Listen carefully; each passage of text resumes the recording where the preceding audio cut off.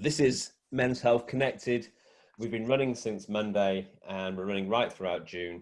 And this is the day I have been looking forward to most, the Men's Mental Health Movement Meetup, where we're bringing together just some of the awesome grassroots men's mental health organisations that are springing up all over Australia. I find a new one every single day at the moment. So we've brought just some of them together today. And we're really looking forward to finding out what we can learn, what connections we can make, and how we can all work together to help this great movement thrive and grow. So I want to introduce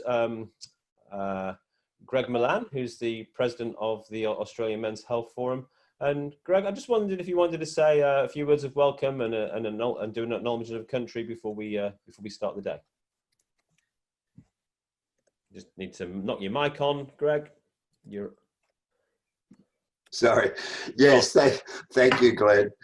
I'd like to pay my respects and acknowledge the traditional custodians of the land that we're all meeting on today across Australia, and pay my respects to them and their culture, and to elders past, present and emerging.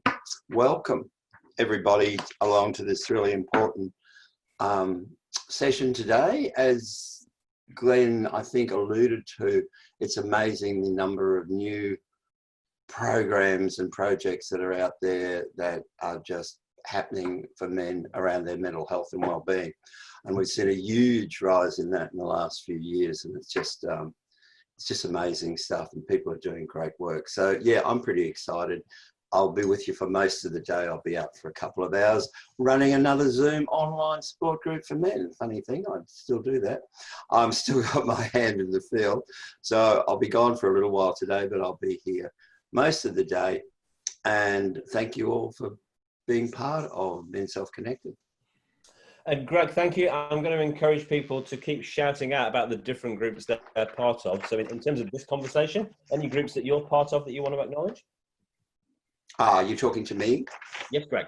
Our groups that I'm part of. Yeah, I'm part of a few. I'm part of Mr. Perfect, who can't be here today, but they run free barbecues for men in 4 states across Australia. Free barbecues where they can talk about mental health issues. I'm the Newcastle coordinator of that. I run a support group for men with cancer that normally meets face-to-face. They'll be meeting today. That's the group I'm running today. And a couple of other social groups up here in Newcastle, where I live. And I guess I work a lot with older men. We had an older men's session yesterday. We had all the leaders from around Australia who work with older men, and I tend to do a lot of that work. I tend to do a lot of work in the cancer space as well with men. Great, thanks, Greg, and thanks for acknowledging Mr. Perfect. I know Terry from Mr. Perfect would have loved to have been here. He's joining us at an event on Friday, but soccer, or football as he calls it, because I believe he, like me, he's a POM, but soccer is back on today, and he's decided that soccer is more important than hanging out with us blokes. So there we go, but that's good for his mental health, playing a bit of footy. So Mr. Perfect has now 30 groups around the country. So for every speaker here, we've chosen people who represent like a whole network and a movement. And there must be potentially hundreds of groups represented here today, because they all add up, right? So I really encourage you to use the chat box and share where you're coming from, groups that we may not have heard of, acknowledging that you're involved in a man walk, or you've been involved in a Mr. Perfect barbecue or anything like that. Let's hear all about the different groups that are going on around the country. Hi, Tony McManus, joining us from Bacchus Bar March, no doubt. Yeah, Brass Monkey Country. Brass Monkey Country, beautiful. Yeah, we'll move on with the first session. So what I've done here, we'll start the day. We've got different themes for different parts of the day. So I wanted to start with what sort of unifies all the different groups that we are bringing together. They're mostly groups that have emerged in the last 5 years or so. They've been set up usually by a passionate individual bloke or a couple of blokes, rather than an existing organization. they're definitely grassroots, start in their community and spread from there. And so I wanted to get a sense of the different things that motivate people to found a men's mental health organization. So our first session is on founders sharing their stories, right? And then as we move through the day, we're looking at different features. So the next session this morning, we'll look at, as you grow, what's the importance of like training and development to enable you to do what you do really well? How do you build your capacity, and how do you train people to do what you need to do? Then at lunchtime, we've got a talk on the Men's Sheds movement. And there's a really good reason for this, because the Men's Sheds movement reminds me of what's happening with the men's mental health movement now. 25 years ago, there were a smattering of men's sheds popping up as community resources. Something amazing happened, and they spread and they spread. And now we've got over 1,000 men's sheds. Someone estimated yesterday, probably more like 1,400, but over 1,000 men's sheds in Australia, more men's sheds than McDonald's. And that has spread around the world too. So now we have a situation where something that started here in Australia has spread around the world, and there are over 2,000 men's sheds all over the globe, and possibly more. So Professor Barry Golding, he's actually mapped that growth, and I just thought it'd be really interesting to hear his take on how men's sheds grew, to see if there's anything that we can learn in terms of how do we grow the men's mental health movement. And then after that, we've got to focus on a natural conversation with different men's mental health organizations about how they're growing, how they're working to go from 0 to 1 to 10 to 100. And then in the final part of the day, we've got various guys from different groups sort of sharing their learnings from their journey in the men's mental health movement, but also what they've taken from the day. And that's a conversation we can all join in and share our sort of growth and our learning from throughout the day. So that's it. That's what's to come. But let's start with what we've got, which is founders sharing their stories about setting up groups of mates helping mates. We've got Sam Webb of Living. We've got Jeremy Edmonds of INATT. We've got Jez or Jeremy Forbes from HALT. Don't get those two mixed up. One's got a beard, the other's eating Marmite. That's how I always do it.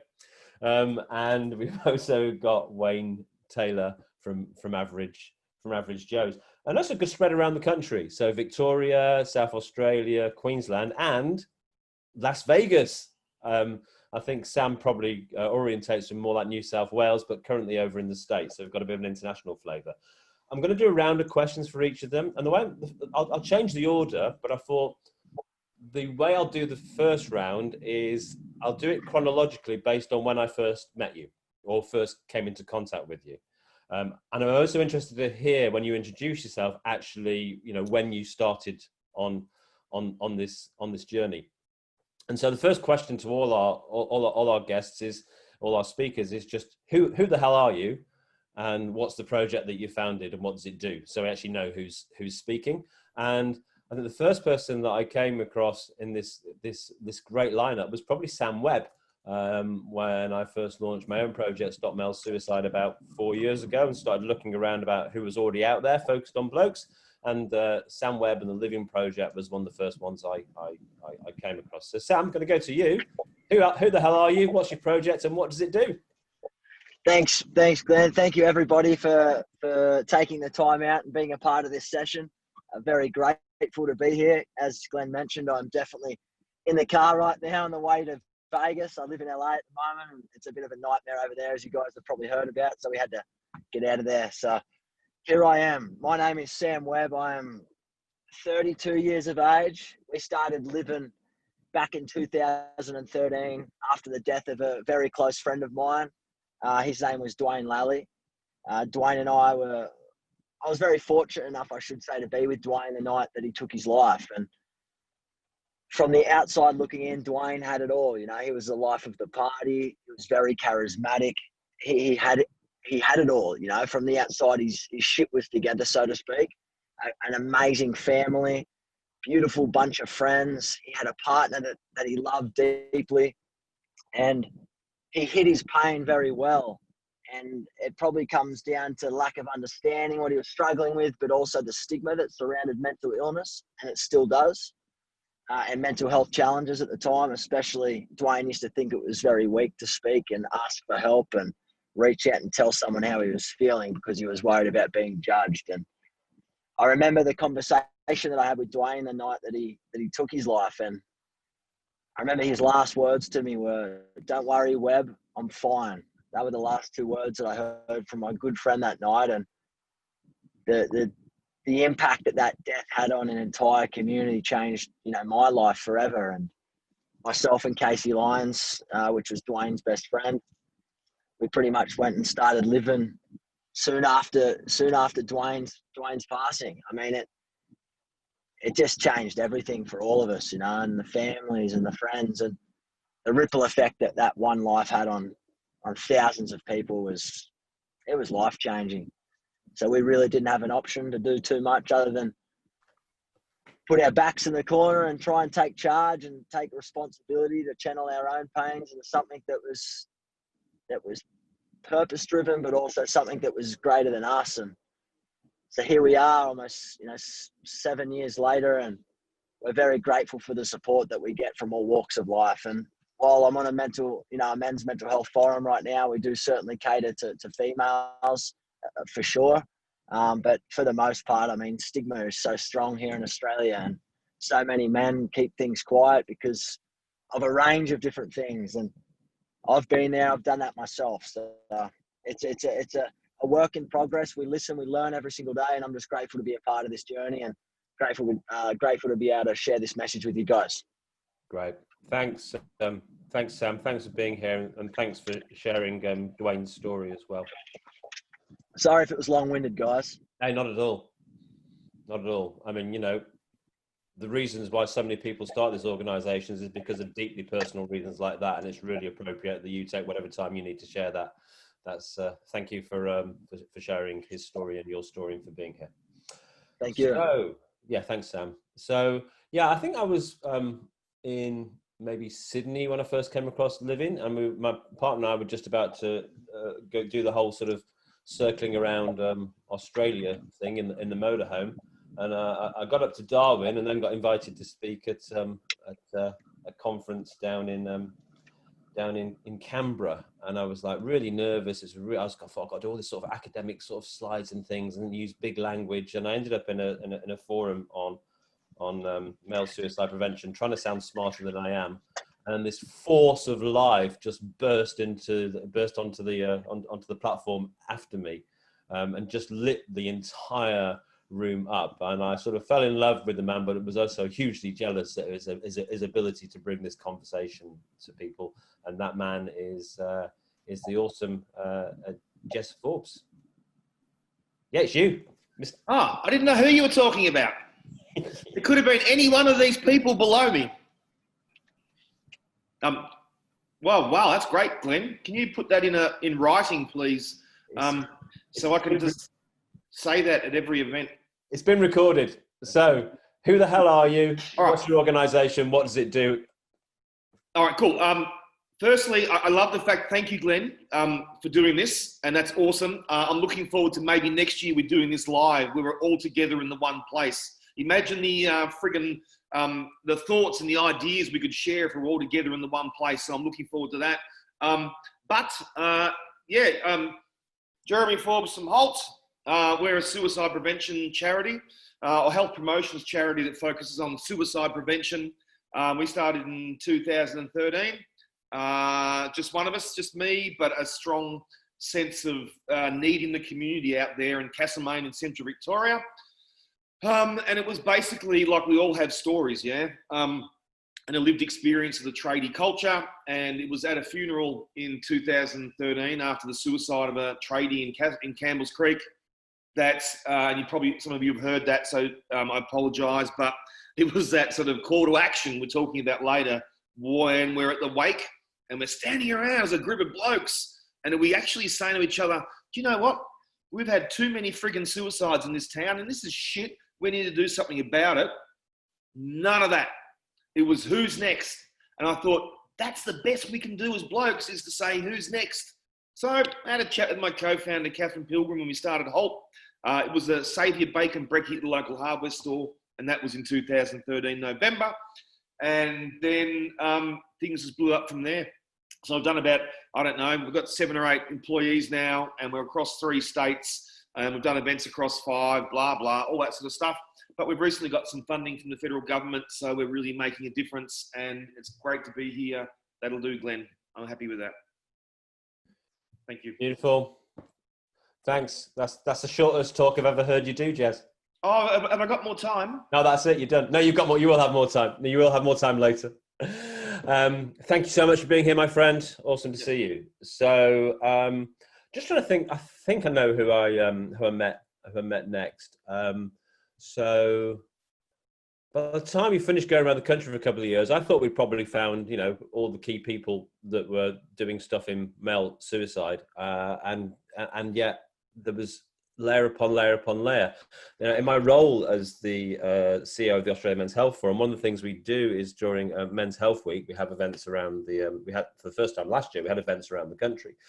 We had one in every state capital, including Brisbane, and each one had a different flavour.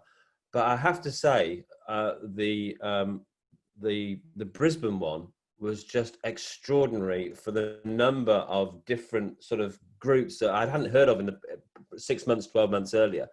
There was Grab Life by the Balls. There was Trademark, which won the award for the best group over there that year. And there was also a plumber. It was doing men's. I thought, it's a plumber. We've got a painter. We've got a painter and decorator down in Victoria, and we've got a plumber up in Queensland. It's like, who's doing any trade work here? Are all the tradies doing mental health work these days? But this is Wayne Taylor, who he'll tell you who he is and what he does. But he's a great bloke. I think I've only known him about a year or so, but very much feel he's a massive part of the men's mental health movement. Thanks for being here, Wayne. Oh, I appreciate it, Glenn. No, it's look, honestly, it's an honour to be a part of what you guys are doing. I feel like I'm in the background watching you guys do amazing things, and then when I do hear average Joes get brought into the mix somehow, it amazes me that we're even seen as to being a part of you guys. So it's actually an honour for us, and I really want to, I guess, extend that out to you guys and thank you. And yeah, great to be a part of today. So it is right. I am a plumber, born and bred in Western Sydney, but I did see the light 4 years ago and moved up to the Sunshine Coast. But I've been a plumber for a tad over 20 years. Love my job. I still currently am a plumber. We run our business in 3 states, Queensland, New South Wales and Victoria. It's going quite well, really enjoy it. But Average Joes was something I started 18 months ago. And I don't know if I want to use the word accidentally started, but we certainly fell into it in a very unique way. When I did move to the Sunshine Coast here, after about 3 months of living here, my wife and I went and bought a investment property a little bit further north. And in doing so, I got a bit of a chat with the real estate agent and realised that he and I both had a lot in common, and we were talking. And he said, "Oh, look, you know, when it comes time to sign contracts, we'll stick around and have a beer." I said, "That's a great idea, you know." So we did that, signed the contracts, went and had a beer one afternoon. It was a Thursday, and we're sitting there in the pub and having a beer, and I went up to the counter and it had this little sign there, and it said chicken wings. And I turned around and I said, "Mate, this place got great chicken wings. Do you like wings?" He said, "Yeah, that'd be great." So the lady behind the counter said, "Well, you know, if you come on a Wednesday, they're half price." So I've turned back around and said, "Mate, half price wings on a Wednesday at a pub." I said, "I know where I'm going to be spending every Wednesday now." And he said, "Absolutely." So we kind of just joked about it and laughed it off. The next Tuesday came around, I sent him a text message. And I said, "Hey, wingman, are we still good for wings and beer tomorrow?" He said, "Yeah, absolutely." So we did that, and we sat down at the table at this pub. And like I said, I'd only known the guy for an hour the week before, so it was a chance for he and I get to know each other. But we made this rule when we sat down at the table. We said, "Look, let's use this time as men for this 1 hour where we have a beer, we have some wings, where we just talk real, we talk raw, and we bring up topics that normally would either get joked about or avoided, but we'll bring them up because there's no real place that we've found for men to actually do that." He said, "Yeah, let's do it." So we were talking about businesses, we were talking about sex, we were talking about mental health, we were talking about just the effect, things up on the news. And we made this promise to each other that when we stood up from that table at the end of that 1 hour, there'd be no judgment as to what got spoken about. It was a chance for men to talk real, a chance to be just totally open, but yet feel that, hey, listen, when I leave here, you're going to look at me the same. You're going to talk to me the same in public. We're not going to feel it any awkward. Now, we did that for about 3 months back to back. And one day I was going to get there a bit late. So I sent him a text message and said, mate, I'm going to be a little bit late. And I did. I got there 45 minutes late. And he said to me, mate, you know what? We could have just left it till next week because we're here every Wednesday. And I said, yeah, we could have. I said, but you know what?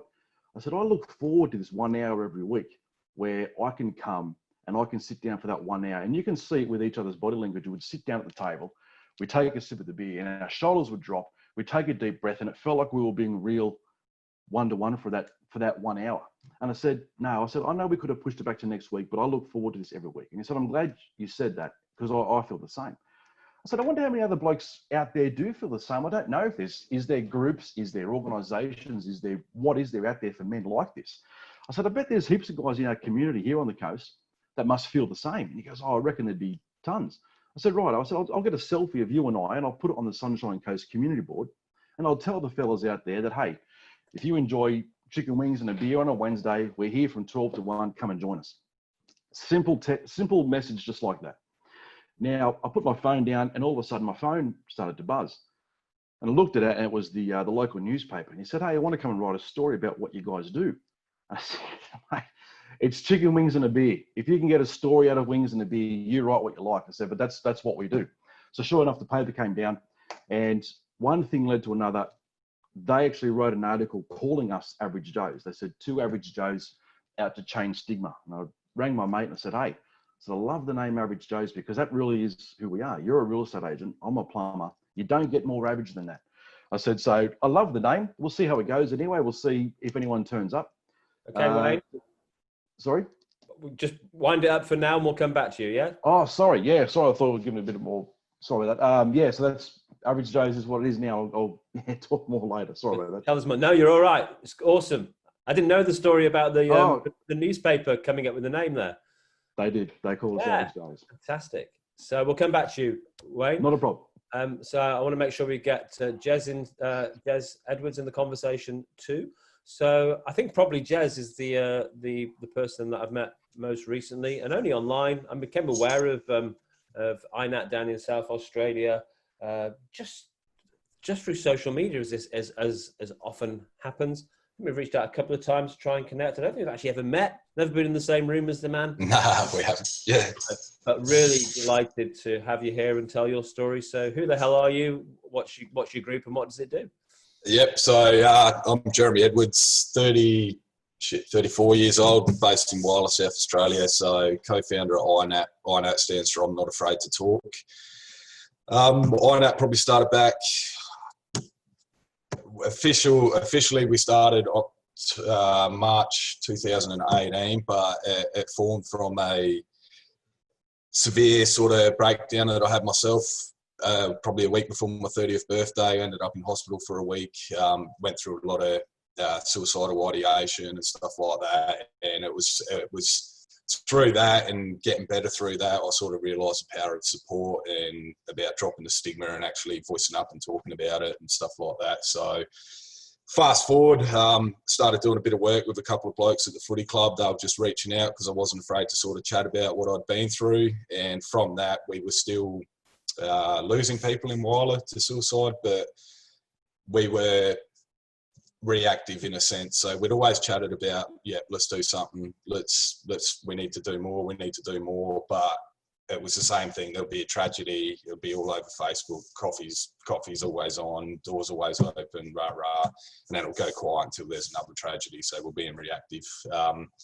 We lost a young lad to suicide that was part of South Whyalla Football Club, and co-founder Gavin Junker called me one night, and he was upset, as you would be, and we had a chat about it and just said, nah, enough's enough, we've got to do something. So sent a message to a couple of blokes from every football club in Whyalla, just saying, can we get together and have a bit of a chat? We need to, we're losing people everywhere in this town and in surrounding communities. And by that time, I realised the power of support about actually, asking for a bit of help. And I knew that I needed support from the Whyalla community to get this off the ground. And yeah, so INATT was formed. We ran our first event in 2018.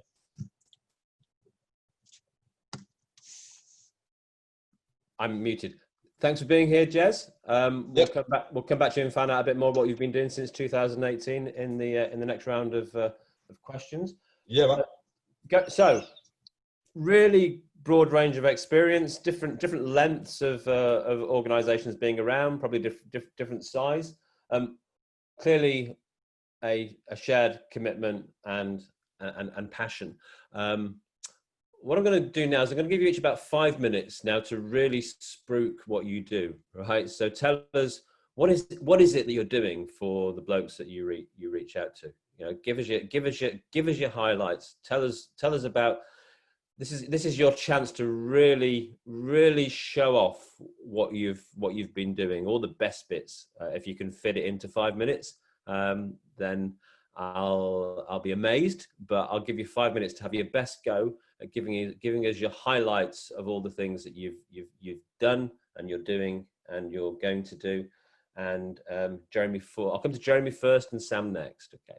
So Jeremy, 5 minutes. Give us your best. Jesus Christ, 5 minutes. Shit. Okay, so as I said to you before, we started off with HALT at a hardware store. And for us, well, for me, it was about, and I'm sure a lot of you out there can relate, is that I had no friggin' idea about mental health. I had no idea about language, how to have a conversation, what to say, or what services are out there. All right?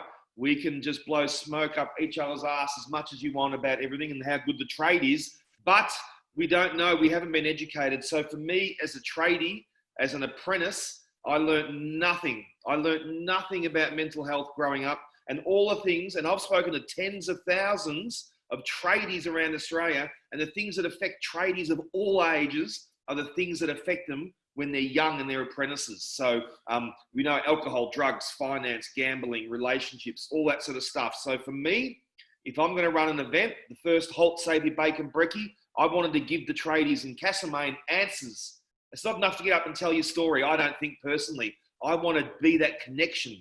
HALT is that bridge between the tradie community and those support services. So from that very first event, we had someone from Bendigo Community Health Service, the local Castlemaine Health Service, and someone from Lifeline getting up and talking about what they do and the resources. Because I'm telling you now, a lot of blokes don't know where to go and get help. Wouldn't even know a lot of these support services even exist, how to access them, how much it costs, what do you do, how do you do it? So that's our big shtick is not just telling a story, which all our HALT workers do. It's actually, and it's cliched shit, I know, but it's opening up the conversation. It's telling guys how to be good listeners, being able to use the word suicide, being able to talk to your mate, having no shame, okay being vulnerable, which is all things that we talk about, but it's around those connections. Now, I realise, and we've known this for a couple of years, and I did HALT basically on my own for 5.5 years, and it was just building, making shit up. You guys know where all that are. Some of you are there at the moment. You're just floundering a bit, which is, you know what? That's okay. It happens to us all. It's still happening to me. You know, and it was only in, I think it was March 2019 that we were given $2 million by the federal health minister, Greg Hunt, to start building a national program. So it was then that we had to take the next step. That next step is actually getting workers. I know there's a couple of them here, and it's about going, what are we going to do in community that's grassroots? It's going to make a difference, massive impact. Well, we all know that suicide, yes, it's mostly men, but a whole of community approach is needed. So our workers, me included, we go and do talks. Now, another thing I need to emphasize when you're building your stuff is don't give me this 9 to 5 crap, all right? A lot of this stuff has to be before 9 and after 5. It has to be like that. So for us, our HALT workers across a couple of states, excuse me, I'm choking on a Monte Carlo or a mince slice. I don't know what it was. We do events, so a bit of educational, awareness raising. All us, our workers talk about ourselves, but we also have set things because we've also got 3 years of funding to get evidence evaluated by Swinburne. So we talk at, obviously, hardware stores at, say, 7 in the morning. Men's sheds, as Glenn alluded to, because men over 85 have the highest rate of suicide in age. We also talk at TAFEs to apprentices, thousands around the country. We've prepared an hour-long course outline. We hope to get into TAFEs, into the curriculum, not just a talk, but something into the curriculum. Sporting clubs, 7:30 at night. I love going to country footy clubs in Victoria. Local council depot workers, any blue collar worker in that region where a worker is will get one of the HALT workers to come and do an event. How much does it cost them? Friggin' nothing, mate. We've got federal government funding, so it's okay. So yeah, for us, it's about going around doing events whenever, wherever we can, and we do literally hundreds and hundreds of years. It could be to 3 guys. We've got guys on foot out in the industrial estates, and you guys, some of you guys can relate to this, out in the friggin' industrial estates of Sunshine and Melton and Keilor, and now guys are walking in there, and guys are saying, "Get out of here, what are you trying to sell?" And we say, "Well, mental health." And they're like, "How much does it cost?" And it's like nothing. And they're like, no one has ever come in. They've been there 15 years and no one's ever come in and talked to them about mental health. We are failing miserably in some of those areas. So for us, it's about getting out there into community and just walking business to business to business. We might walk into 60 businesses a day and talk to them about mental health and give them the HALT stuff. And quite a few of those actually end up doing events. And the events are whenever it suits them. So you've got to be organic, self-belief, and you've got to evolve. So for us, that's what we do, Glenn. It's mostly grassroots stuff out in the field, and it's whenever we can and whatever time we need to, mate. Beautiful. And we'll come back to hear a bit more about what you're up to and what you're learning and how it's growing and so on. So Sam, over to you. What are your big highlights and the key things that you've been up to? Yeah, I think to summarise, I mean, probably some stuff overlaps with what Jez does to a certain degree, not with the tradies so much so as a focus. But one thing we realised when Dwayne passed away was there's a lot of amazing health and mental health organisations out there. You know, there's hundreds of great organisations doing amazing things in the space, but what was sort of missing was a cool branded organisation delivering mental health training to young people, so that we could tool and arm young people with the skills and strategies to be able to speak up and seek help when they need it. For me, going through high school, junior school, even university, or, you know, a professional workplace, we didn't have anyone coming in to tell us or talk to us about mental health. But going far beyond the lived experiences of the storytelling, you know, talking about strategies, tools, techniques, little simple basic mental health training that every single person has the power to take on and change not only their own life, but maybe looking out for someone else's. We found that was a really nice part of what we could sort of build out and start targeting schools. Because I know if I had the information when I was growing up, I think the conversation that I had with Dwayne the night that he took his life would have been very different. And I'm amazed that, you know, we speak at schools all across Australia. We speak to workplaces all across Australia. We're in and out of most mine sites, a lot of the bigger organisations in corporate. But the beauty of, I guess, what we're doing is we're telling a story through a brand that resonates on a deeper level. So we do that through the power of apparel. So we started a clothing brand, and believe it or not, when Dwayne actually died at his wake, we created shirts with his face on it, and we were selling them for $20 a piece at his wake to give back to his parents for a funeral and to support the work that they were doing. And they looked at Casey and myself and said, "Here, take the money, do something great with it." So we turned a brand, Livin', which Dwayne used to always say, "I'm living, man, I'm living," into a clothing brand. And the clothing brand itself is the core of everything that we do across education.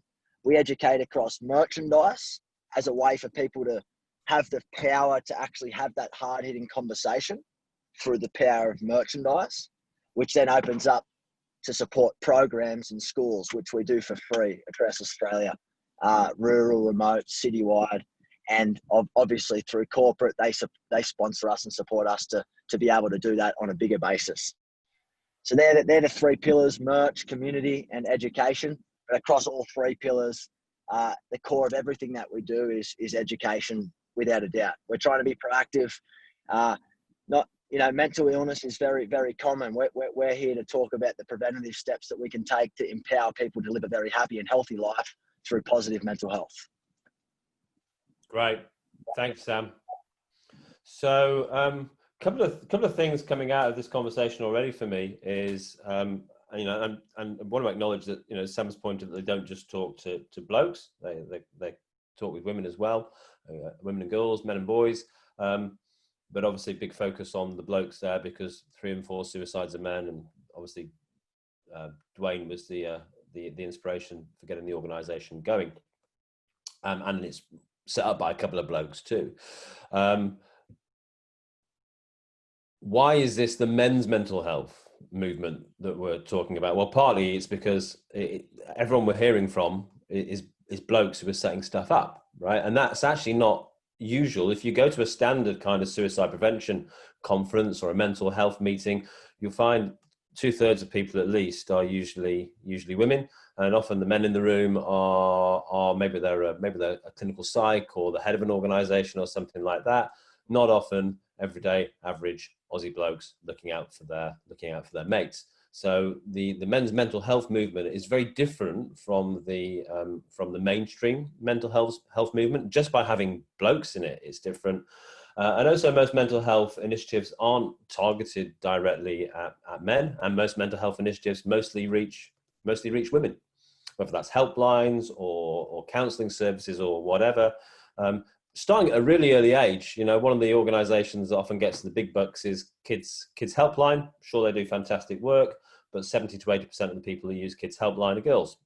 And that's true through all the different kind of, headspaces and Lifeline and Beyond Blue. If you check the data on who's calling them, yes, they help men, but mostly it's women that they're reaching. So the other thing about it being the men's mental health movement, it's not just set up by blokes, it's set up by blokes for blokes. And that's not to say that women don't and can't play a role in this. I don't think they're here today, but I think there's what's it called? I might get the name wrong, and I'll check back later if I do. But Build a Brotherhood, I think it's called, which runs men's groups in Victoria, set up by a couple of women who lost. I think they lost their brother to suicide. So there's plenty of examples of women being involved in this movement, but mostly blokes helping blokes, and then when blokes are running it, they automatically make it more male friendly. And some of the things that start to make it male friendly, like Jez said, why are we doing things between 9 and 5? We've known for years in the men's health sector that if you do stuff if you want to reach men, one of the first things you want to do is do stuff outside the hours of 9 to 5.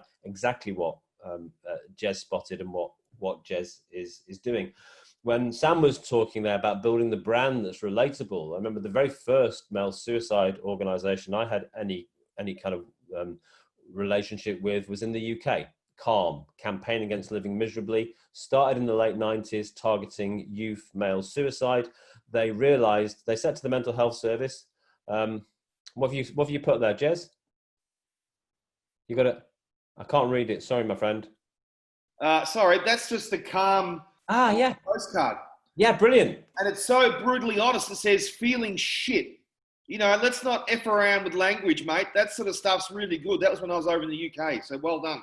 Yeah, go have someone on the production team post a couple of links to the Calm or the Calm Zone in the chat box. They've been going since the late 90s, and they started in Liverpool or Manchester, the Northwest, only focused on young blokes, and they basically said to the mental health services there that you can change your service as much as you like and try and make it try and change your approach to young men, but they're not in your service. So there's nothing you can do if they're not coming through the door in the first place.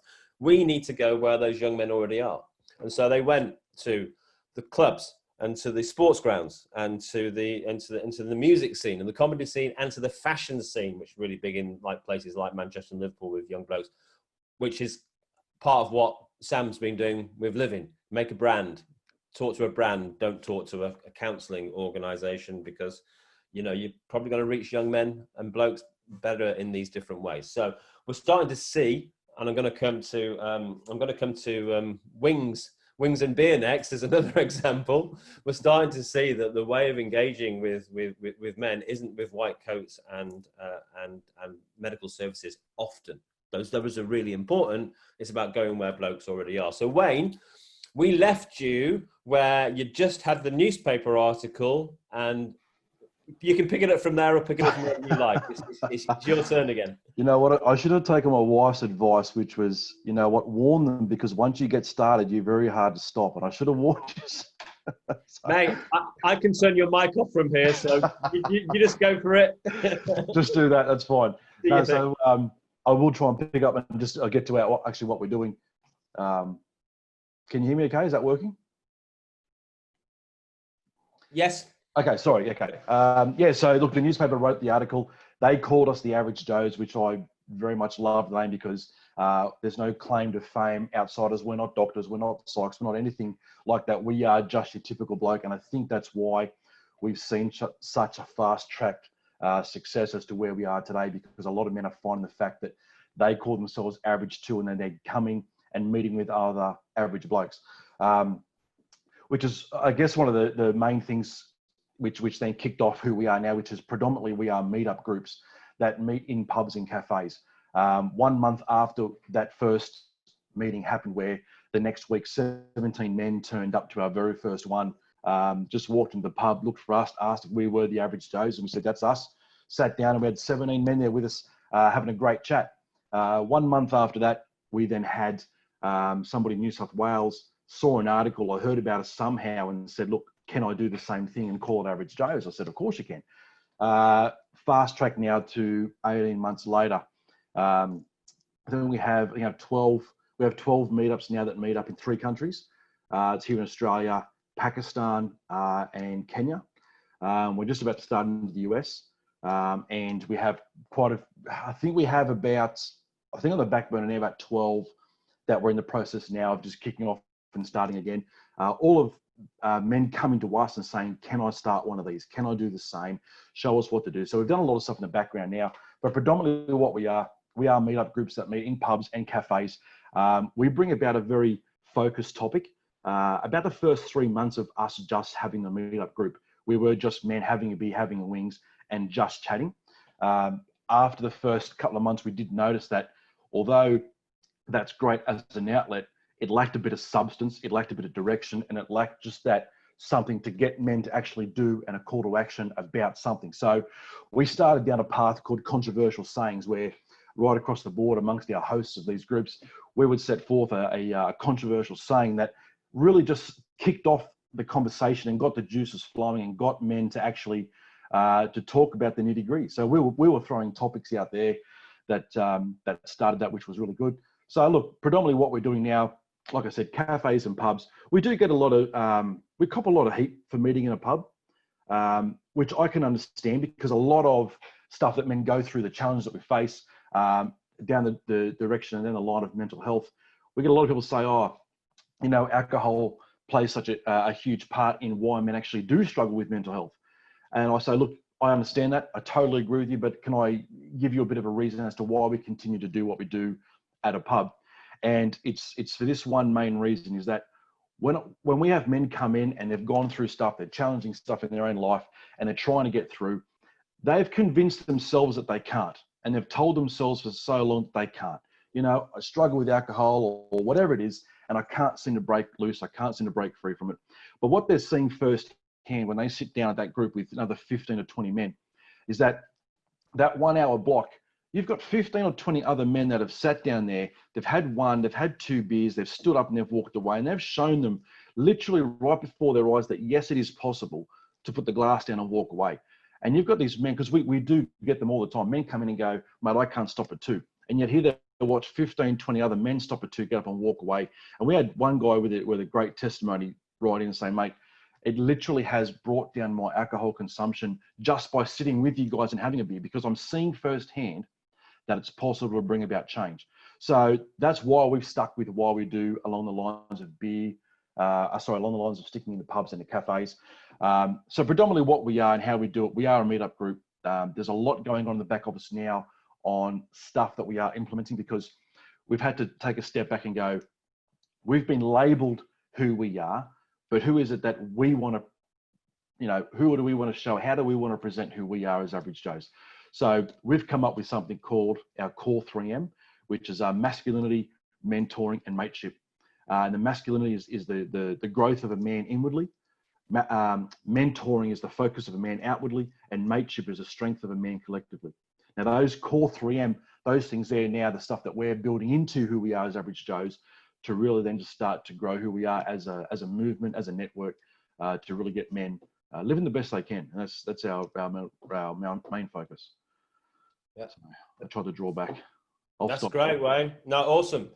Brilliant. Now, look, a couple of things. We're actually building a track record now of men's health projects that deliver in pubs.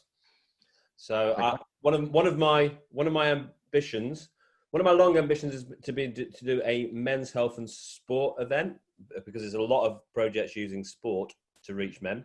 And we've got that happening on Tuesday. I've been thinking about that for about 10 years. Last couple of years, I've been wanting to run a conference in a pub, ideally, that's about delivering men's health projects through pubs. And there's Beer and Bubs, which does they do prenatal talks for dads in pubs over a pint. There's a Prick and a Pint, which is actually run by a doctor, and I've posted a link that's on the website of the Royal College of GPs. So we've got some official medical endorsement there. And there's someone in Victoria who every year does, I think it's a doctor as well, runs the pub clinic in Victoria. So with them and you, we've nearly got the conference. So and I tell you what, it will be the best party as well. Well, I'll let you guys know firsthand. Nobody knows this, but this is some behind the scenes stuff that no one knows this as yet. But we've just got the groundwork happening to get our own Average Joe's beer, which we'll be putting on tap in pubs. With obviously the process coming back to forwarding what we do. So we already have an Average Joe's coffee blend, which you can get online, but we have just come up with an Average Joe's beer. So looking forward to it. Great. And yeah, Sam from Grab Life by the Balls, who's here in the afternoon, they've got a good relationship with Mates, which is a Sunshine Coast beer or brewing company you may know of. Not encouraging drinking, particularly not at this early hour of the day, and we still need to talk about the impact that alcohol has on men's health as well. But also, it's a part of bloke culture, and it's a way that men bond. So, how do we build on that existing strength, that social connection you get from the pub, but also deal with the damage of the health impacts? And you've already started to talk about that. How actually by having the social connection, drinking one or two together is far better than drinking 10 alone, right? Absolutely, 100% right. Yeah, got it. So we'll come then to Jez Edwards at INATT. So your highlights. What have you been up to? Yeah, so when we first started in 2018, we ran an event at South Whyalla Football Club. Got a guy called Mike Campbell to come over and run that event at the club, which for our first event and the first thing sort of like that in Whyalla was pretty outstanding. I think we ended up with 50 blokes from all different football clubs in Whyalla. So that was huge for us at the time. But so from there we've stemmed to so I do lived experience talks. So we've done plenty of talks around the state and stuff like that. But we also run workshops. So that's our main focus at the moment is we run interactive workshops with guys. So we're not just up the front talking at them. So we build that. So we talk about support networks and we talk about dropping stigma and stuff like that. But what we do through the exercises that we run and what we do, we build that support network there and then in the room. So we can walk out of that room knowing that these guys are already having the conversations. So, but what we also do, so say we're running a workshop at a football club, we'll run a morning thing to about lunchtime, and then we always have a barbie and we have a few beers with the blokes afterwards, and we hang around and have a chat. And it's always, and that's where you see the shift. You walk around and just listen to the difference in conversations after them workshops, and we see the shift there. So along with that, our workshops that we put on are all, we fundraise for everything. We're not funded. We fundraise. We don't get paid through INATT, nothing like that. We're all volunteers. Everyone's got their own jobs as well. So we fundraise through the community for everything that we put on to allow us to put free workshops on. So we've got to the point now where we're actually getting football clubs from around the state, and it's not just for football clubs. We'll run them for communities. But we'll get football clubs from around the state and stuff that ring us and actually ask us to come and run workshops. So we're doing a lot of that stuff. What people don't see outside of the workshops and the INATT page, they see a lot of the content on the INATT page, but we also do one-on-ones. So we have blokes, we do the talks, we drop the stigma and stuff like that, but we actually have people reach out to us directly, reach out to the INATT page, and we will actually catch up with them face to face and have one-on-one chats with them. So every bloke that reaches out, and I'll just touch on what Wayne was saying before, every bloke that reaches out, and I'll say to them when they reach out, mate, what do you want to do? Do you want to go for a pint or do you want to go for a coffee? Because at the end of the day, this bloke's going against all the grain of the man up bullshit. He's gone against all the stigma. He's dropped the stigma. He's finally got the courage to reach out and say, hey, mate, I can do a bit of support. I want to make that bloke as comfortable as possible and talk to him on his terms. So in that sense, we're a bridging service, like Jez chatted about, where we're not trained clinicians, and we make that very clear, but blokes are more receptive to chat with us and they want to catch up and chat with us. So we're that bridging service where we'll link them up with the services that already exist because they don't necessarily have the knowledge of the services. So, but it's not just linking them up with the service. So say we talk to a bloke about going to get a mental health care plan, or to go to his local GP and get a mental health care plan set up, we will go to the doctors with them. So it's not just, here, mate, go and do this, or here. If we take a young person in the headspace, we'll say to them, all right, let's go. We're not just going to send you on your way. We will come with you and we will support you. So I can come in the doctor with you if you want and help chat with the doctor, or I can sit outside. But it's just, and most guys generally take you up on that. So a lot of, we do a lot of work behind the scenes with the one-on-one stuff as well as the workshops and that. And since COVID sort of hit, it put a bit of a spanner in the works because we weren't able to go out and do face-to-face stuff. So we started doing just online. We call it INATT Chat, where we've been doing live online interviews on the INATT page, and we're just chatting to local blokes from around the community. They will nominate someone. We've spoken to people from all over the country in them now, actually, as they nominate people. But we go live with them, so it's not pre-recorded. It's not nothing like that. And they see blokes that they know going raw, getting real, sharing their stories live on the internet in front of people, and it just drives more people to want to go, yeah, you know what, it is okay to speak up. So so we're pretty, since March 2018, I think we grew a lot faster than what we expected anyway. I don't think we really knew what to expect. We just wanted to support people, and it's just snowballed from there. But we've got a great community that backs us. So, yeah.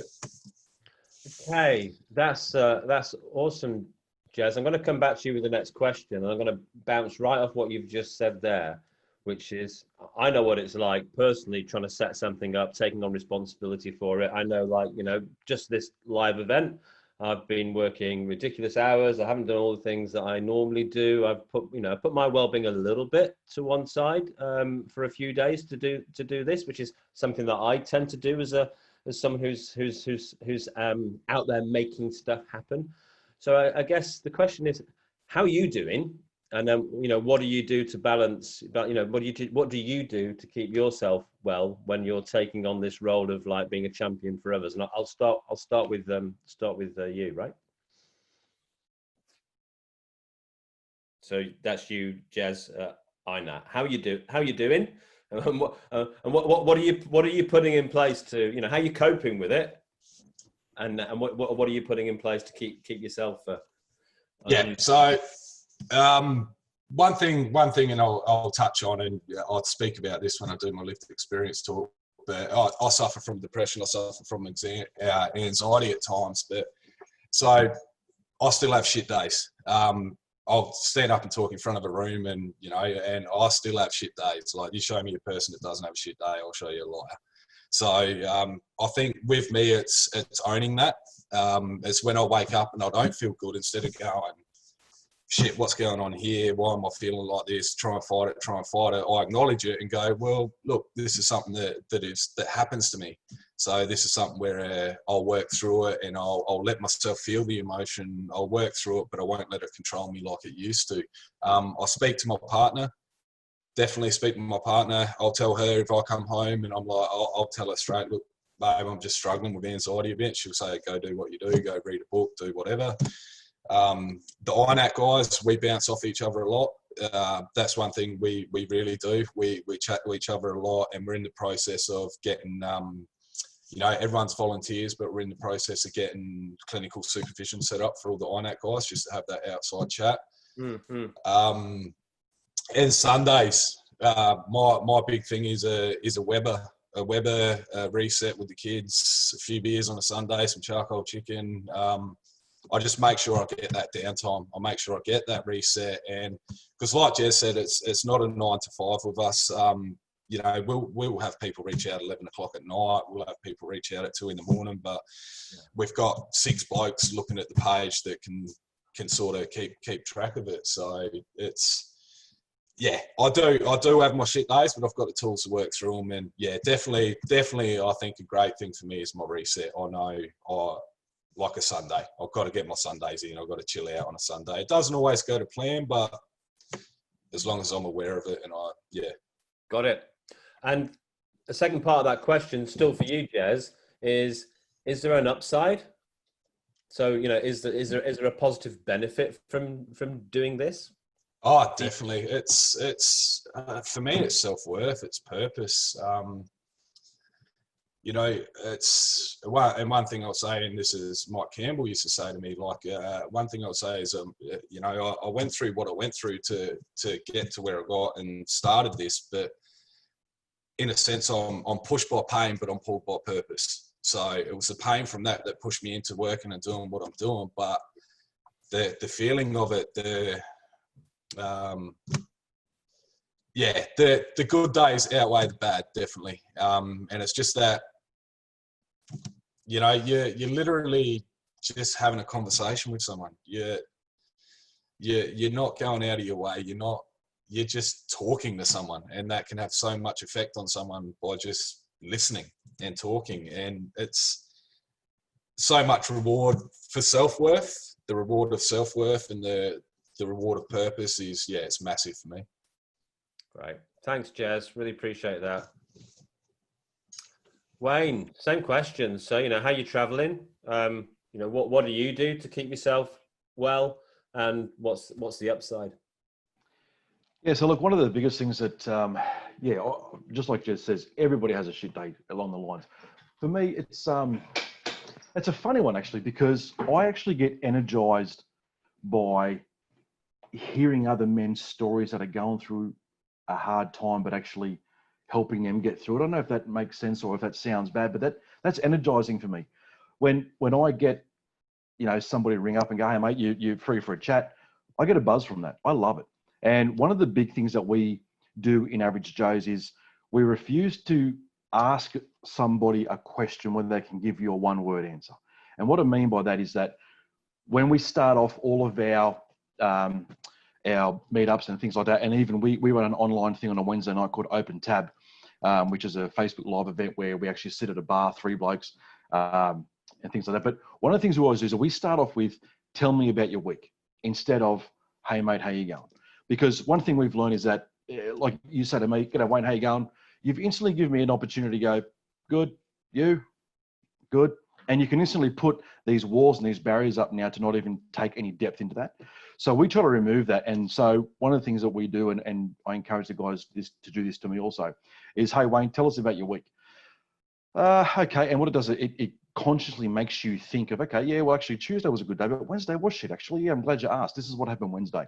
So I think the way we talk to each other, and like I said, I mean, I put that onto our guys too, that I want you to ask me, have me tell you about my week. Don't just give me an opportunity to say I'm doing good or I'm okay. Go take it to a bit of depth. But I think I really relate to what Jez said as well, is that and this is a psychological thing for myself, I need to know that I've had a weekend.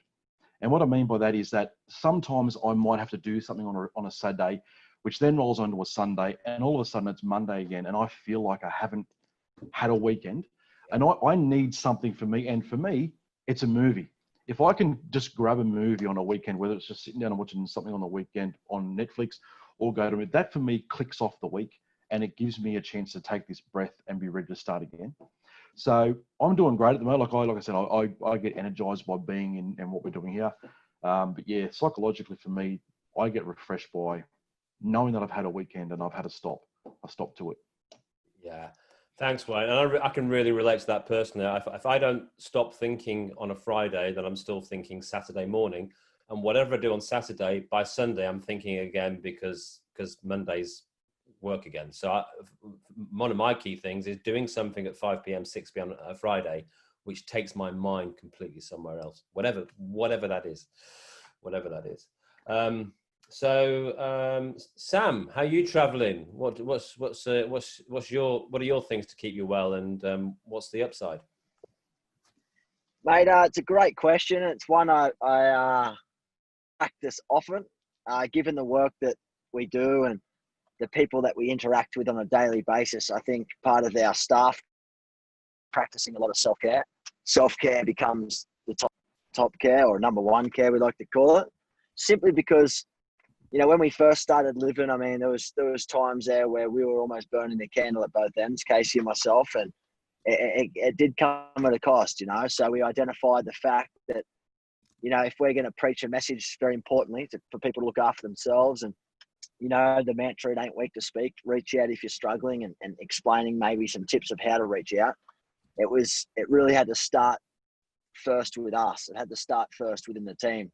Otherwise, people on the outside in our community wouldn't really have understood it enough, and they wouldn't follow, if that makes sense. So self-care is definitely number one care. I practice a lot of it. I need to stay well, stay mentally fit. But also, it's not like, for me, I don't just do self-care things like running, reading, doing acting and stuff like that just to do it. For me, I personally have to do it just to always keep getting better, sort of thing, if that makes sense. Like, I don't stop because I'm really good at the gym, or I don't stop when I hit my PB if I'm doing a run. I keep doing it because it's something that's necessary for me to be really good at everything else in my life. And I feel if I can help myself enough, I'm going to be better for everybody else around me. So the people that we interact with on a daily basis, whether it's internally with our staff, whether it's people on the outside, whether it's me speaking with you right now, you know, Glenn, I mean, self-care is, I can't stress it enough. It's the most important thing. And I always bring everything back to the night Dwayne took his life. And I asked myself, was I practicing self-care? Because I think if you're looking after yourself, you're really good headspace and you're in a really good spot, you can listen better. You can give better advice. Maybe you can take things in and not feel agitated or stressed or anxious yourself. You know, I look back to the night Dwayne took his life, and he reassured me he was going to be perfect and life looked promising. And from that moment onwards, there was no problems, you know. But I was panicking, and Sam, being Sam, kicked into problem solving. I wasn't in the best space myself, you know. So maybe the advice that I was giving wasn't necessarily the right advice. And I can't beat myself up for that. But yeah, if we can't practice self-care as an organization internally, how are we going to teach people to practice self-care? It's the most important thing. It's not selfish, and we'll do that before anything. And that's a part of my daily routines, whether it's running, reading, putting lines down on my own self-care. Got it. Thanks. Did that answer everything? Pretty much covered it. Yeah, beautifully. Thank you. Okay. Thank you. Okay, cool. Thank you. Jess Forbes. Thank you very much, Glenn. Look, guys out there, and Sam touched on it with self-care. Mate, for me, it was 24/7. It was such a beast, such a friggin' monster, this whole thing, because it was friggin' successful. There was self-belief. It was something in the community needs that wasn't out there. So you guys are all, I'm going to say, going where angels fear to tread, but as a ranger, I'm prone to bouts of over-exaggeration. But you're going places that other people aren't. You're the vanguard. So it can weigh so heavily. You know, I worked on less than minimum wage. I reckon it's cost me a couple of relationships. It got so big that I couldn't give a shit what was out there because I always had HALT. Don't make me choose between you and HALT, whatever it was. So, you know, don't get caught up in that. That probably come to a head. And please, I ask you, we're not in competition here. All right. It's about collaboration. If you're thinking about competition, get out now. It's not about competition. It's about collaboration. So for me, that's obviously collaborate and mentoring, that self-belief. So when you go to the next step, and nearly every single one of your organizations out there should be federally government funded on huge levels. All right. But let's get rid of the if. When you get there, please come and speak to me, because that adds a whole new layer. When we got our 2 million, mind you, it's over 4 years and it's all acquitted in reports. When you start working with that bureaucracy, last November, December, it really started. I've got chest pains because you're just going next step from just one or two of you to getting big money to employing workers to actually going, hey, you've got to impart all your wisdom on these workers. Then they go out in the field, and are they doing it as good as you? Are they putting in 15 hours a day? They're not, and they shouldn't be. You get it. So please, please, please, please, like Sam was saying about practice what you preach, I haven't always done that. I'm getting better now with my self-care. I'm a bit of a nerd, bit of a geek. I've got a Star Wars tattoo. I paint little 28mm figures. I've got thousands of them. I walk, I read military history. I started painting. I've started leaving my computer at work, but still use the phone. So, and I'm getting better with decreasing and reaching out. I still see a psychologist once every 2 to 4 weeks about that, but please be aware that when you all grow, and I can't wait, Glenn, till we do this all in person at a conference. I've talked to the trademark boys, and they're doing amazing stuff, and Mark from TIAC, they've got a couple of trademark shirts there. Can you imagine the power when we all get together and we compare notes and we can have a beer? Oh, big shout out to the Yeasty boys down on the Frankston Mornington Peninsula at the pubs down there. So for me, it's I need to have a win every day, and those wins need to outweigh the losses. So, yeah, I have struggled at times, big time, with being able to do this in that small amount of time, and it can become a big thing. But now I think after this morning, Glenn, we can all start reaching out to each other. And I have been on the phone a bit, checking in on all your different websites and emails and Facebooks. So I think if we do this, and next time, I know it's COVID, but a big conference. So, yeah, please start reaching out to everyone and anyone you need to. Thanks, mate. Awesome. Thanks, Jez.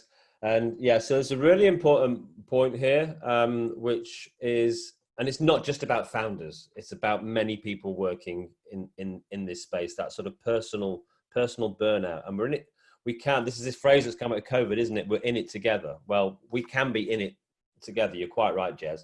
And there is this challenge. There's actually a phenomena called founder-itis, which is, and all that stuff you were talking about are people doing it as well as you? Are they doing 15 hours? If I could just clone myself 4 times, that's it. I just need 4 of me.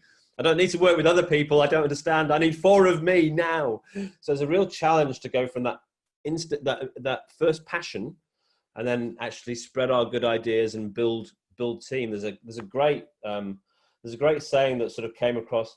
Do you know that sort of thing? When you're ready for a lesson, it appears. When the pupil's ready, the teacher appears, whether it's in a person or a book or a saying.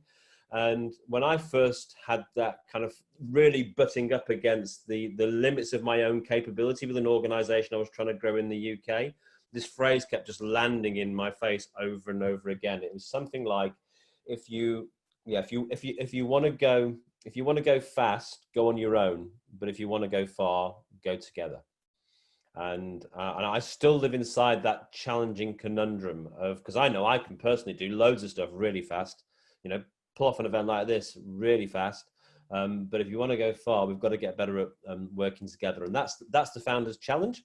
And that's, why we've got sessions like the importance of training, and the importance and the conversation around how are some of the different organizations in the men's health movement, how they're dealing with growth, what are they putting in place, and what's working in terms of enabling them to grow and get stronger. And it's not necessarily about everyone having 100 groups, but it's about us all being able to work in the most effective, sustainable way, because the work we're all doing is fantastic.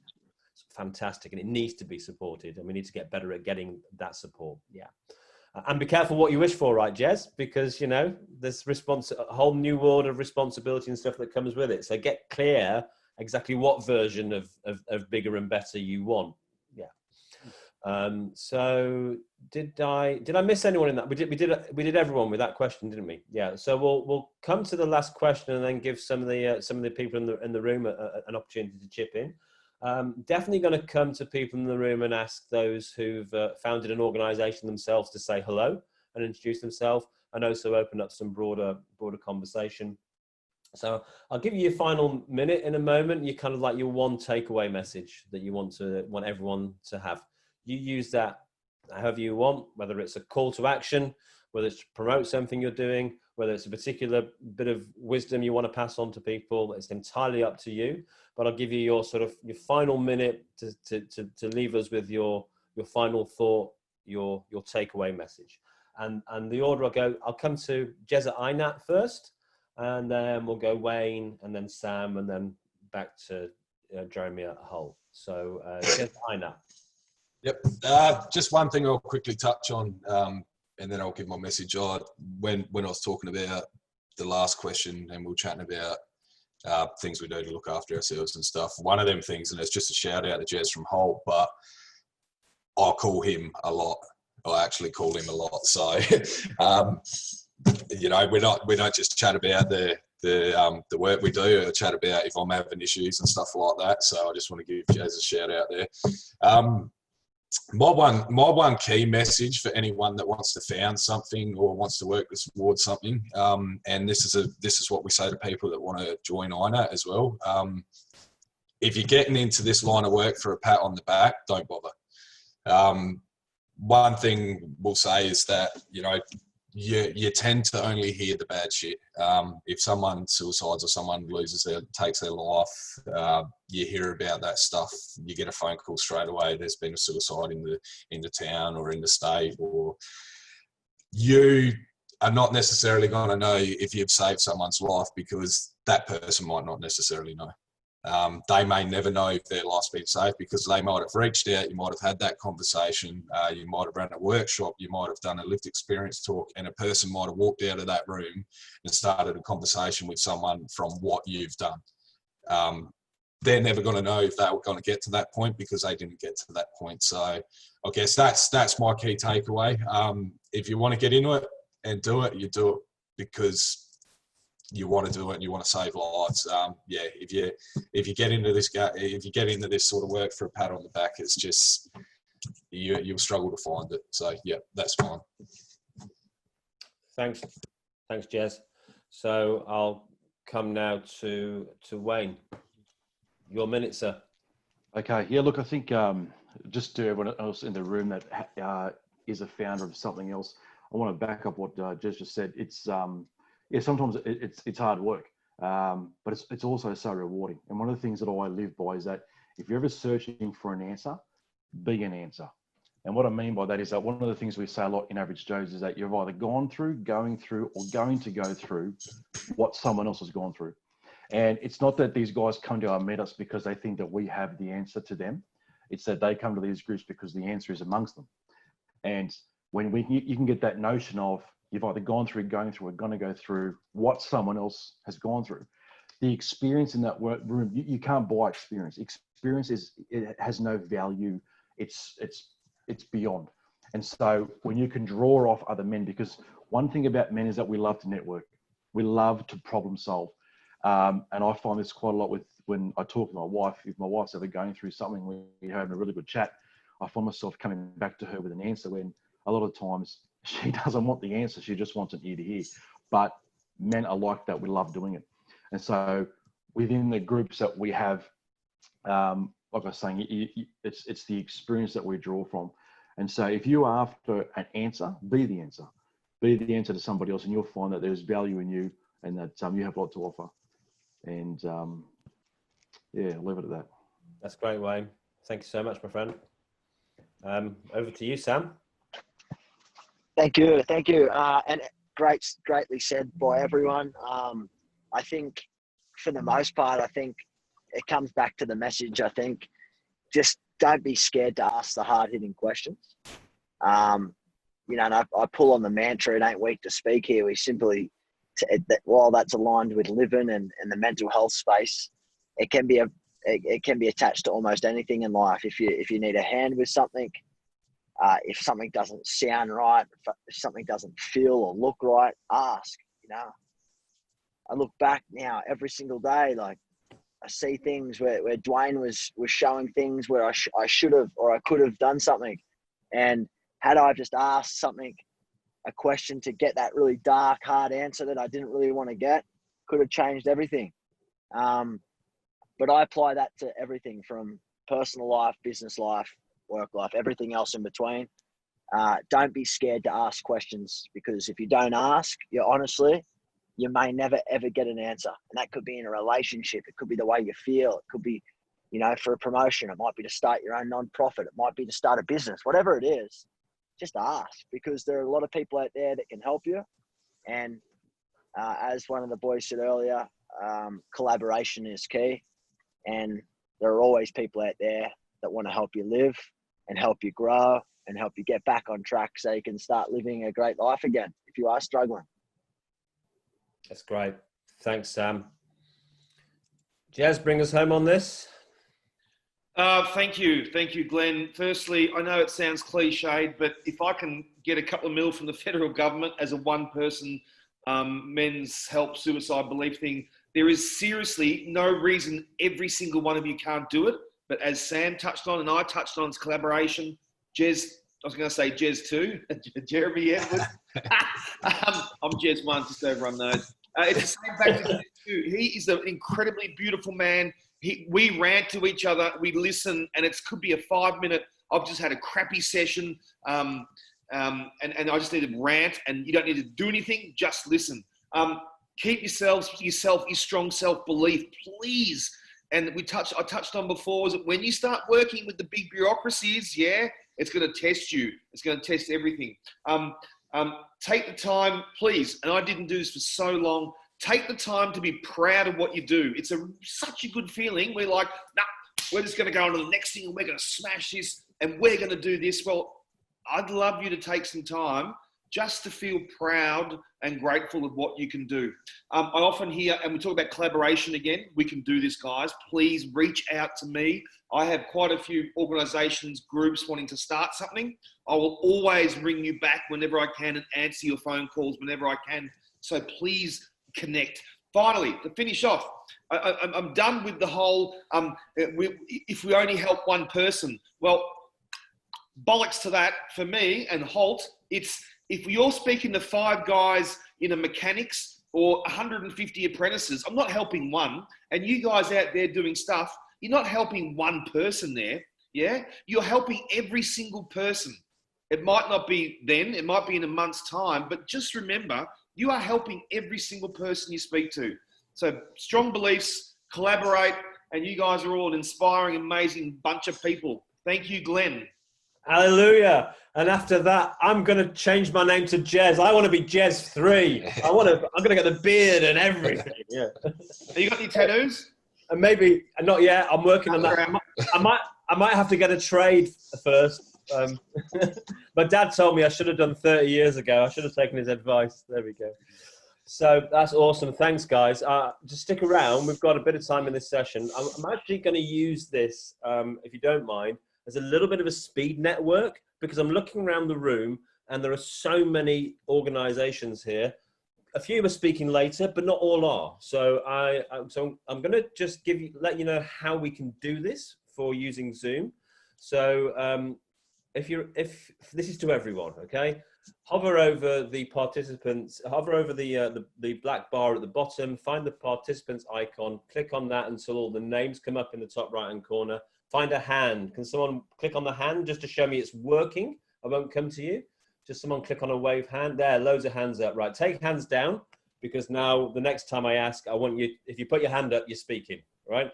So I'm going to check out some names I'd really love to hear from, and it's just an opportunity to say who you are, what your organization is, and like one thing maybe that's really resonated in this. And I'll ask you to keep to 1 minute so that we get a few people in. We'll keep the mic open in the break of 15 minutes for more of this, and there'll be lots of opportunities throughout the day. And if I'm missing people, I'm sorry. There's no favoritism here. I'm just shouting out who I've seen. So I've seen Greg Smith, Men Cares 2. I've seen, I know Chris from Right Mate is here, Miles Protter, And this, you don't have to be a founder. You can be running an organisation as well. It's, you know, Jonathan Bedlow, Men's Resources Tasmania. I've seen Josh Tree, the blokes. I've seen Craig Wild, Men's Groups Online. I've seen Callum McPherson, Young Blood Podcast. And I'm sure there's more besides. But any of those, want to put your hand up, and I'll come to you to sort of say hello, tell us who you are. And yeah, there's a hand there. So Miles Protter. Good day, Miles. Hey, good day. Sorry, just unmuting. Guys, so good to see you.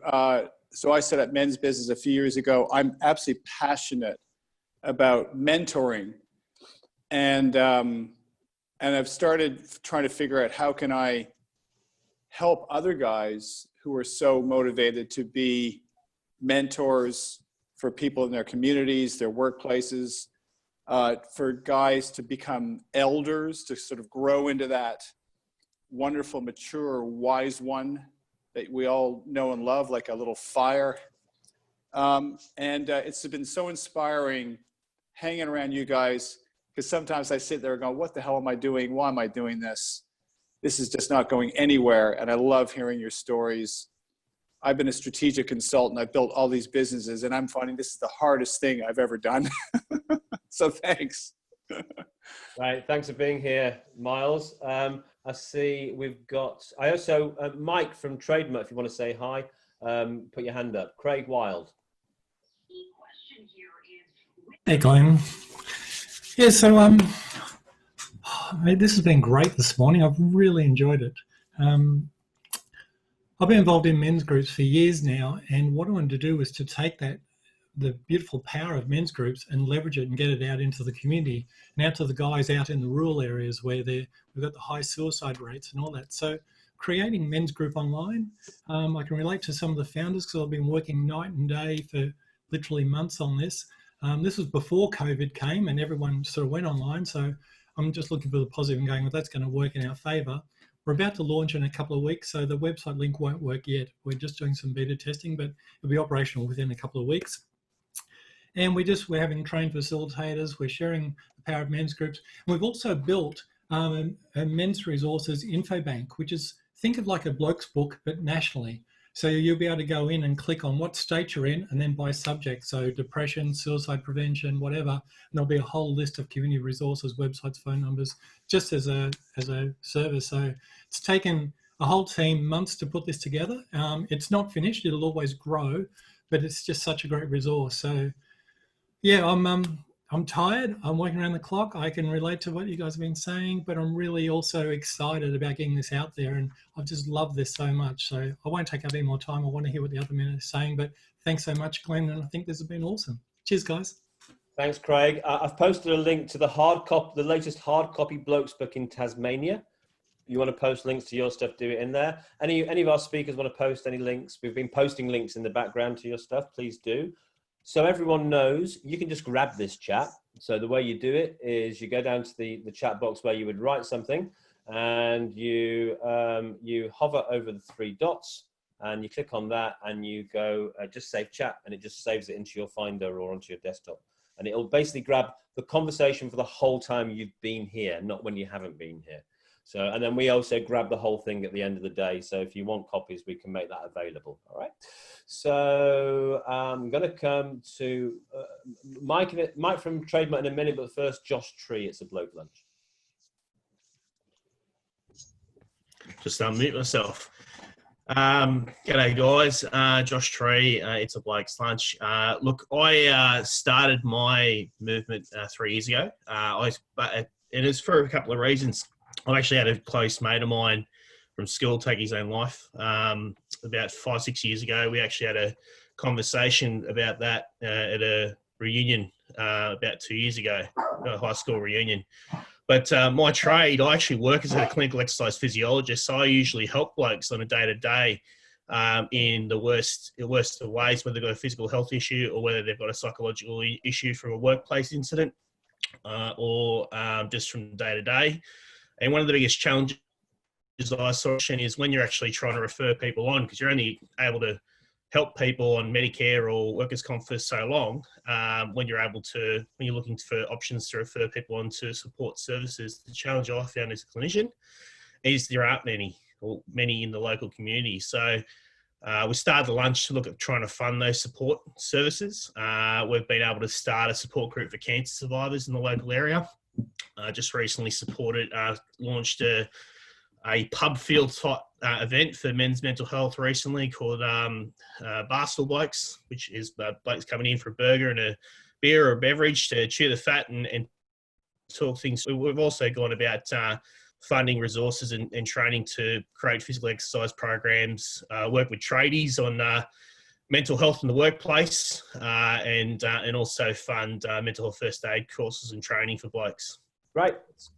Thanks for being here, Josh. Wayne, it sounds like we've got another contender for our conference about men's health in pubs there. Was it Barstool Blokes?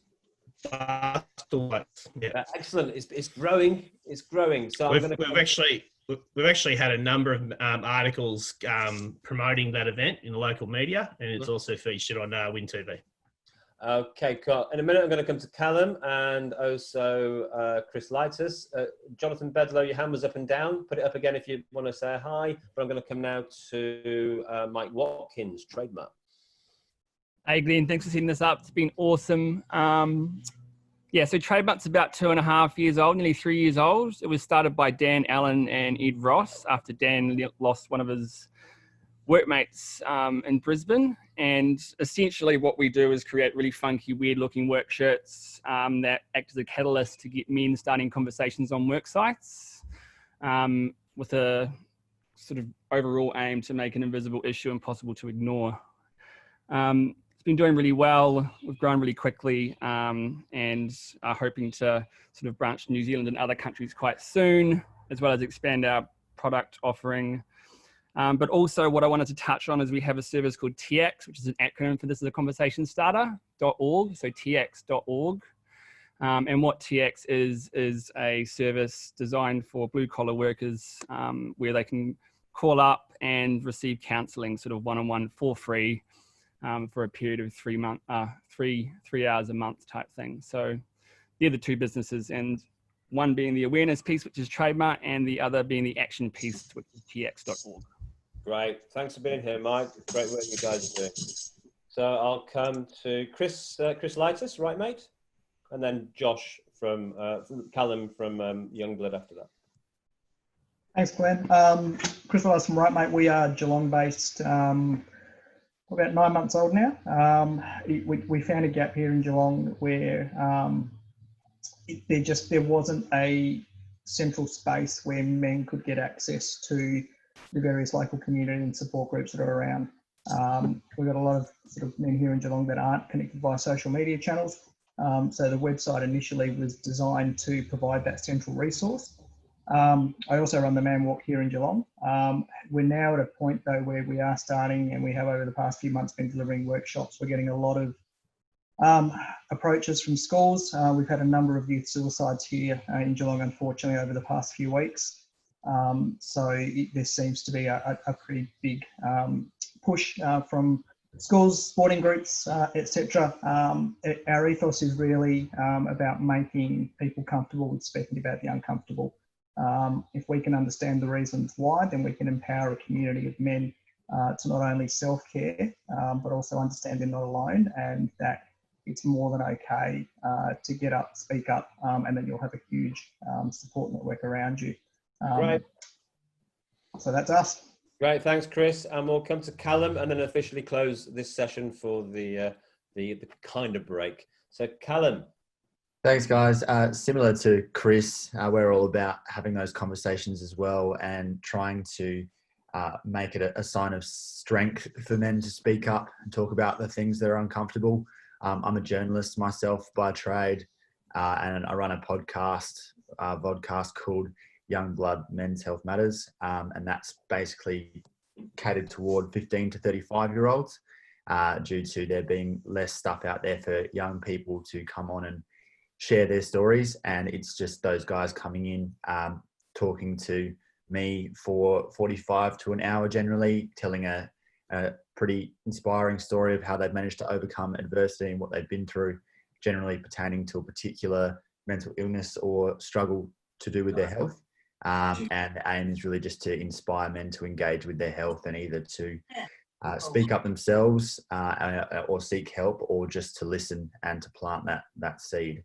So just really see myself as a facilitator of those conversations, and wanting to make an impact by getting more men to speak up, as many of you guys are doing. And it's been great to be part of it, and awesome to see how people are taking it further than the conversation and implementing lots of action. So yeah, great. Thanks, Callum. Do post a link to your podcast in the chat box for us so people can see that. Yeah, great, awesome. So look, that has been, what a fantastic start to the day. What an amazing mix of organisations we've got represented. Not just our 4 panelists, but all the just another smattering there of organisations, and many more besides who haven't actually spoken yet. What a great bloody bunch of blokes we are. So I'm going to say officially thank you to our 4 panelists, to Jeremy Edwards. Jeremy, I reckon you're Jeremy first, personally, Jeremy Edwards. But don't tell Jeremy the second that. Jeremy Edwards of INATT, Wayne Taylor of Average Joe's, Jeremy Forbes of HALT. I reckon together they could come and renovate your house quite well, but they're busy doing men's mental health work, so you'll just have to find a tradie elsewhere. And Sam Webb over in Las Vegas of living. Guys, you may have to shoot off. That's okay if you do. Your time is officially over now, but please stick around if you can.